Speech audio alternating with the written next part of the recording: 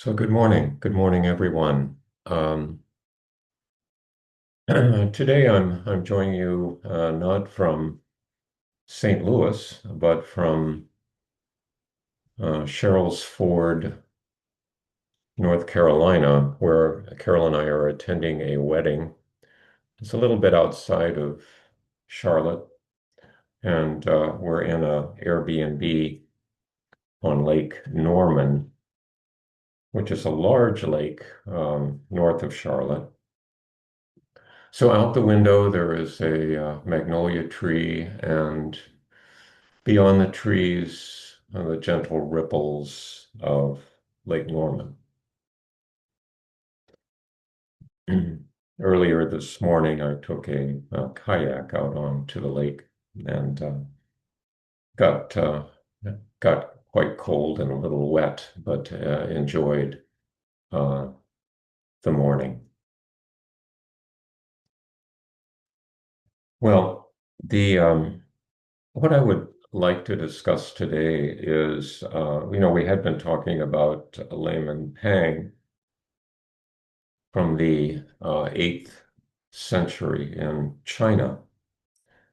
But I would like to talk about a different figure, a little bit more contemporary, but not much, from the 12th century in Japan. And this is a person best known as Saigyo. Saigyo, a Buddhist monk and poet.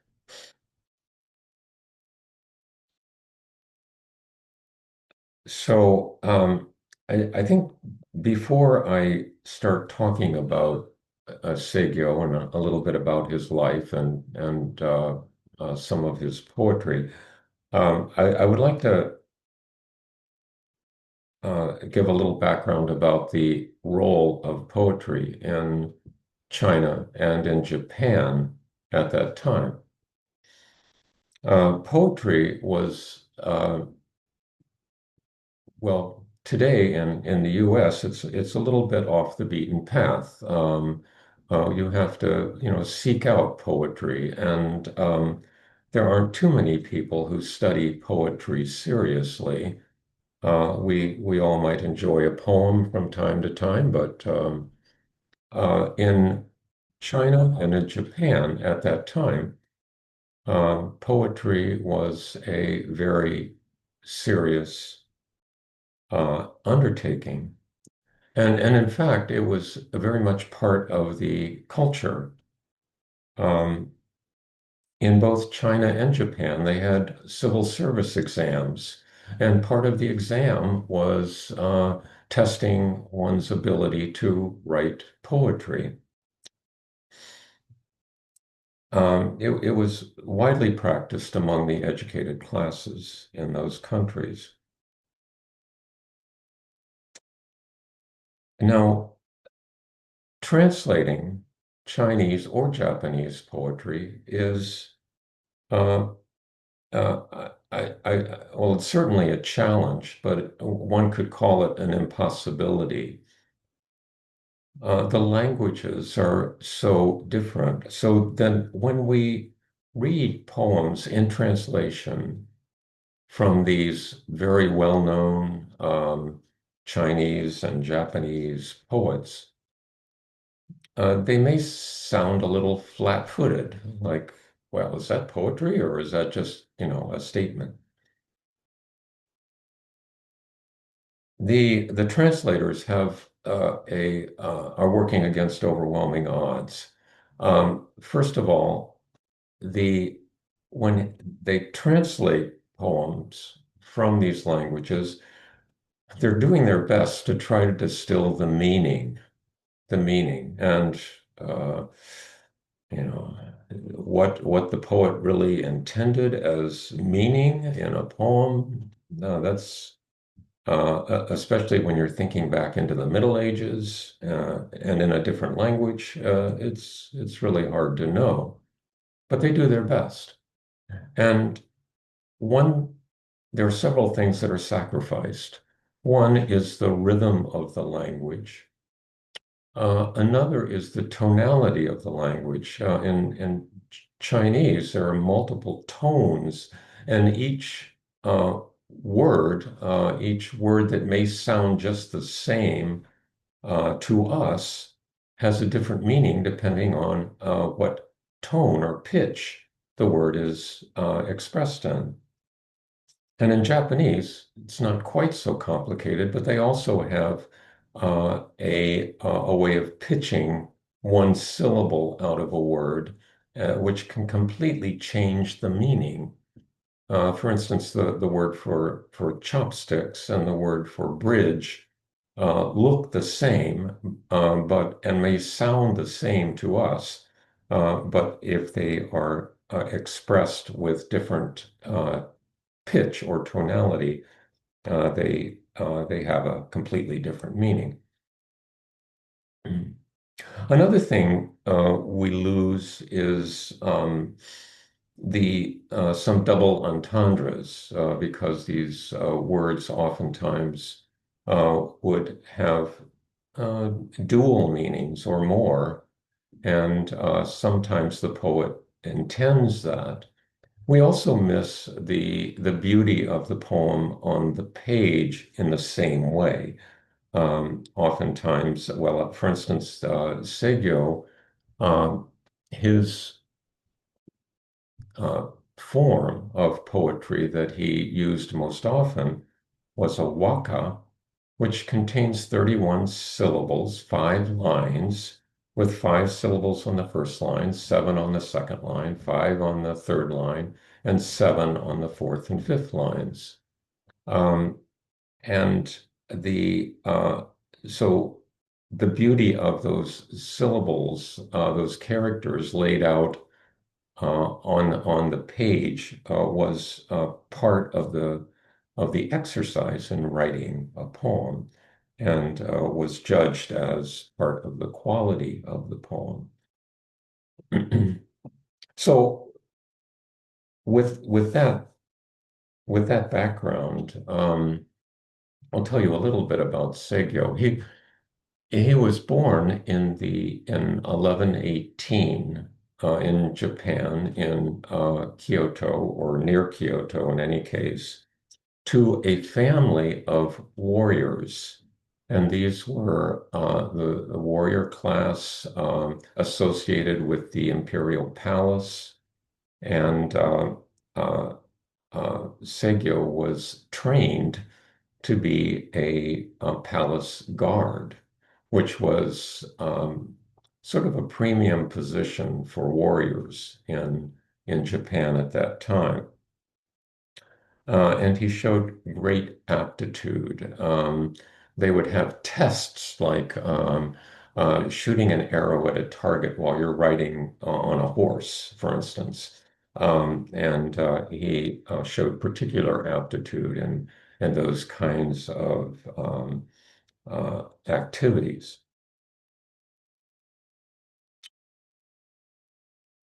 So he was trained as a warrior, but at the culture in at the imperial palace was well, one way of putting it is that free love was rampant in the imperial palace. It was not a staid and virtuous community. So there was a lot going on, a lot of intrigue, but it was all pretty non-violent as Saigyo was growing up through his teen years and into his early 20s. Um, the Another feature of the of Japan at that time was that it wasn't the emperor, the named emperor, who really had the power. The emperor was sort of a ceremonial figure, and it was the retired emperor who really wielded the power. So uh, when Seigyo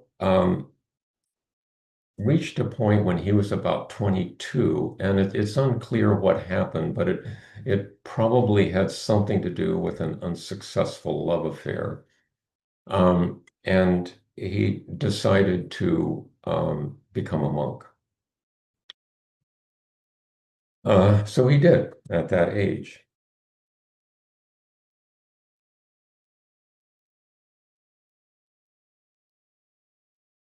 He somehow became distressed at the decadence, I think, of the courtly life, and he wrote this little waka: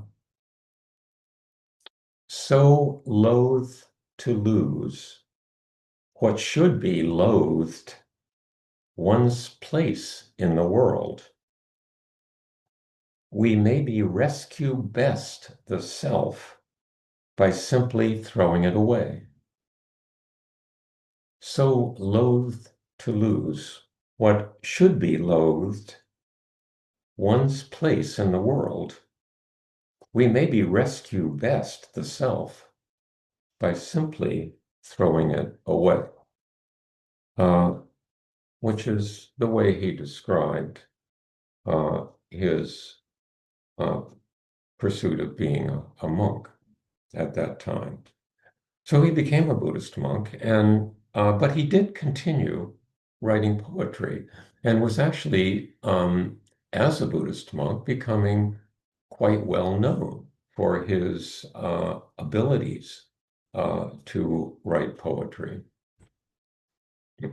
He was also supported in this effort by some of the figures in the court, including the emperor and also the retired emperor who, as I said, really wielded the power. So he was getting published in anthologies that were printed at that time of poetry, um, and was living, uh, by all accounts, a fairly comfortable life. But then the retired emperor died. So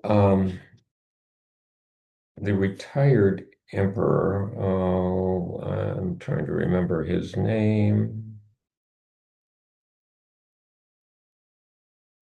Toba, died when Saigyo was about 29 years of age. And the emperor, the named emperor, was a son of Toba. But as it turned out, the retired emperor did not think that he was really the biologic father, because his wife was a very well-known beauty who uh, apparently shared her graces broadly. And Toba thought that there was another person who had actually fathered the emperor. So instead of naming the emperor as the retired emperor and passing along his power in that way, he chose another son by a consort of his to be the retired emperor and to wield the power. Well, the emperor, his wife's son, didn't take to this well and got a band of warriors together and tried to change the course of history by driving out this interloper. That did not end well, and the emperor, uh, Sutoku was his name, ended up being exiled to an island someplace. And then the various warriors who had helped him out were summarily executed. Now, capital punishment was not widely practiced at that time, so this was a very shocking thing in the culture. And it since Sutoku had been one of um, Saigyo's main advocates and had sponsored him in so many ways. This was very disruptive for Saigyo's poetry career. And Saigyo um, wrote about these events, which again occurred when he was about 29 years of age, in this way. And this is one waka that he composed. Times when unbroken gloom is over all our world, above which still presides the ever brilliant moon. Sight of it casts me down more. Times when unbroken gloom is over all of our world, above which still presides the ever brilliant moon. Sight of it casts me down more. So, in a way, Saigyo perceived that his world was crumbling around him, that all the things he had counted on for stability and the structure of government in Japan at that time had been pretty stable for a couple centuries. They had had peaceful transitions of power, and everything was fairly predictable. And I mean, more or less, but um, this was a very disruptive event for Saigyo and for many others. And in the waka, he contrasts the chaos that he perceives occurring around him with the still quiet of the moon. The moon is often a symbol for enlightenment, for the Dharma, for the Tao or the way, the order of the universe. And he is contrasting his appreciation for this universal order with what he perceives in the world as chaos. And the sight of that contrast, or the appreciation of that contrast, actually makes him feel more in despair. Saigyo is noted for a characteristic of Chinese poetry at the time, or Japanese poetry at the time, which is called mono no aware, which is kind of a bittersweetness. He sees the moon and the beauty of it, but also sees how much in contrast it seems to be with his perception of what's going on the ground.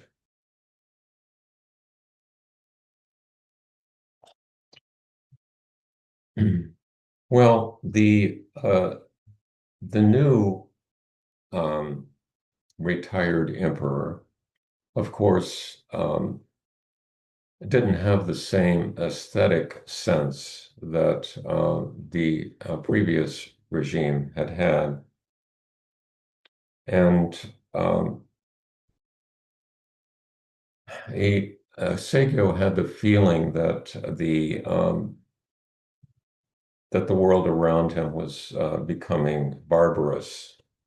He wrote this other waka at about the same time.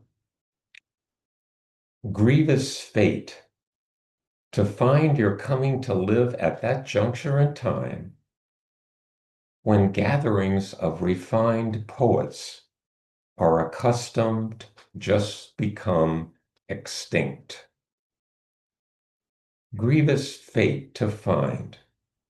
You've come to live at that juncture in time when gatherings of refined poets are accustomed just become extinct.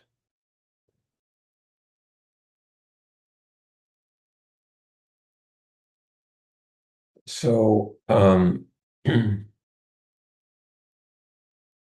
read one last waka from around the time of this episode, where he writes, So then, it's time. Oh, I'm sorry. So then, it's the one who has thrown his self away who is thought to be the loser. But he who cannot lose self is the one who is really lost. So then, it's the one who has thrown his self away who is thought the loser. But he who cannot lose self is the one who is really lost. Um, I see in that poem a struggle, and much of what is attractive about Saigyo's poetry is that he's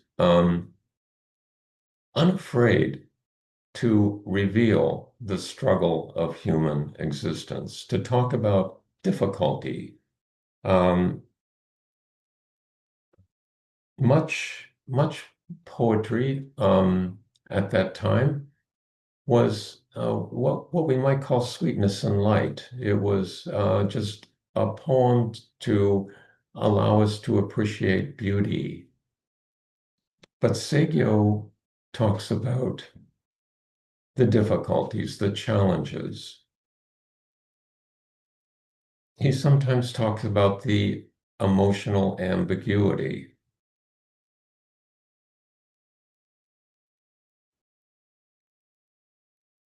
So in this case, his career as a poet was threatened by the civil unrest, the what he perceived as barbarousness that was occurring around him, and clearly his skill as a poet was something in which he took pride.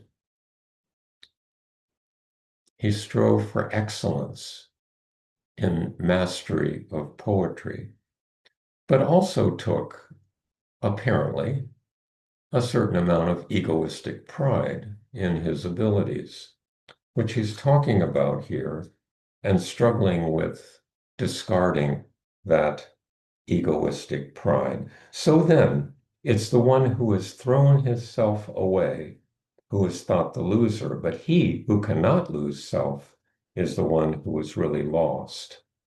And it's as if Saigyo is reminding himself of this, feeling somewhat lost in all of this change.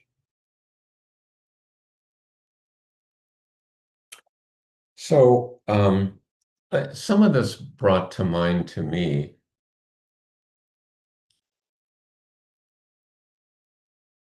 thoughts about the relationship of excellence to pride. Is pride necessary for achievement of excellence? Is pride a necessary consequence of achievement of excellence? I was at a meeting the other day of some members of the board and some volunteers from the food pantry were having a meeting with a consultant. And the consultant had been doing interviews and looking at the operations of the food pantry and trying to make helpful suggestions about how we might improve things or get, just better operational efficiency or whatever. In any case, she introduced, her warm-up exercise for the group was to say, oh, tell us who you are and tell us one thing you're really proud of about the food pantry. Well, people talked about various things, and it got to me, and as it was approaching my term, I was thinking, well, I just don't think in those terms. I don't think in terms of being proud of something about the food pantry. I mean, I'm grateful that the food pantry is here, and I enjoy volunteering, but I don't just think in terms of pride about the food pantry, or I don't know. When I was brought up, it was all pride cometh before the fall. So pride was not something that was a word that was used positively. Now, I was also brought up to try to do the best you can with whatever you're doing, which I guess is sort of a weak form of achieving excellence. But pride was not a positive virtue in our household. So all I could do was just say I was grateful for the presence of the food pantry in the community, and I was grateful for my ability to offer some help. Um, but I just wonder about that. Is pride always egoistic? Um, and is it possible to go through the grueling training that Olympians must go through in order to even be in the Olympics, not to mention to win anything in the Olympics? Is it possible for them to do that without developing this egoistic pride? So I guess that's one question I'll leave you with, and another is about these ambiguous feelings that arise. What do you do with them? I mean, there is. It does seem like, I mean, we aren't living in a time where, there's a actual uprising at the palace yet, that results in, 15 um, uh, summary executions. But we do seem to be living in kind of an unstable time, and and yet, uh, there is so much goodness everywhere. How do we reconcile all of this? I think I'll stop there, and I appreciate your listening, and I hope the transmission here from this little lakeside uh, retreat in North Carolina was satisfactory. Um, we'll go into breakout rooms, and I'll be rejoining you in a few minutes. Again, thank you.